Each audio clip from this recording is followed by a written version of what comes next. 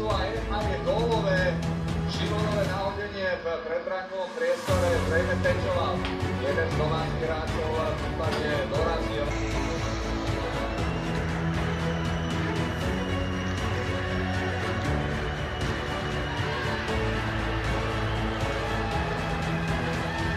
Zápas zatiaľ útočník prvej formácie, gól a 2 asistencie. A teraz prichádza ďalší presný. Parádna rana Patrika Sokoliho. Priamo ľavého horného rohu, no tak ľavý horný roh má už vymetené všetky pavučiny asi.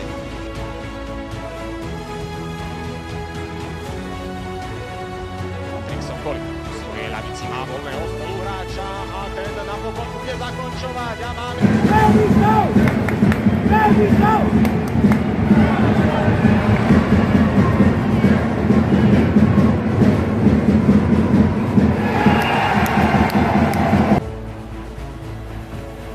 Teraz sa im to darí.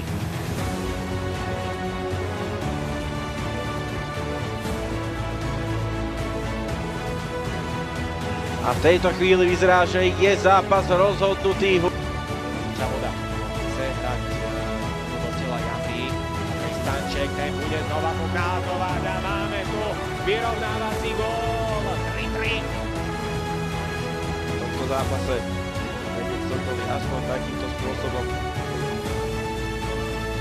Na konci tretej tretiny jeho 10. bodom v tejto sezóne je to vôbec iba 4. gól, ktorý si Sokoli pripisuje.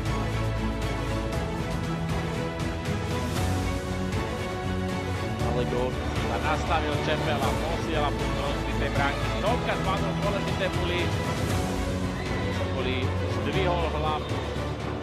Použil hokej.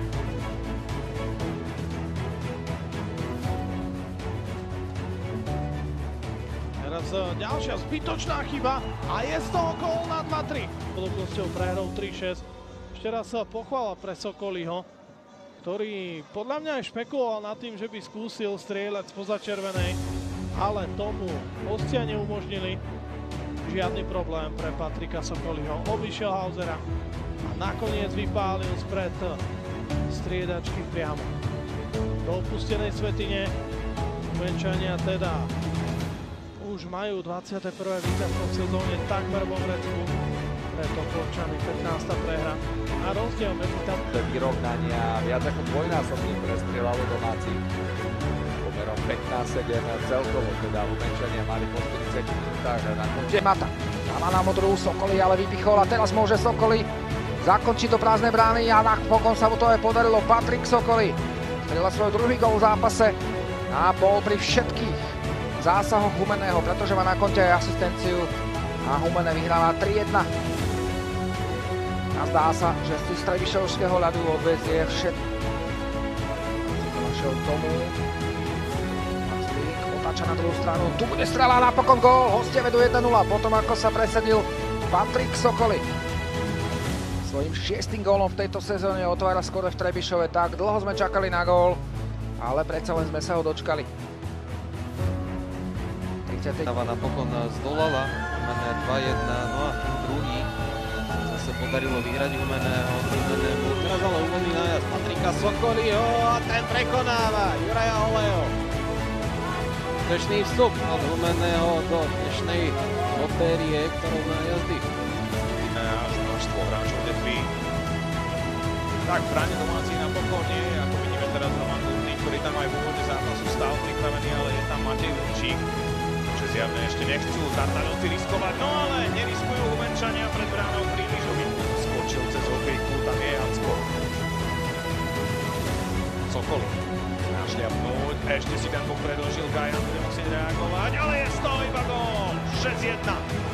Patrik Sokoli odmenený za tú svoju zatiaľ jednoznačne celú zápasovú aktivitu. A v Humennom 6-1 po góle Patrika Sokoliho. 8. gól pre ňoho v tejto sezóne, takto našliapol, šikovne si obhodil Matoniáka, Mešar už nestihol krížovať, ten sa venoval Bartošovi. Sokoli. Aj vyviedol Jamricha z miery svojou prácou hokejkou. Patrik Sokoli Strelec vyrovnávajúceho gólu na 3-3. Sokoli proti gólmanovi Gajanovi, napokon úspel.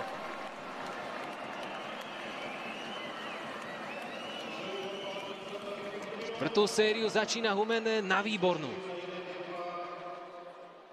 Aj keď s poriadnym úsiskom šťastia.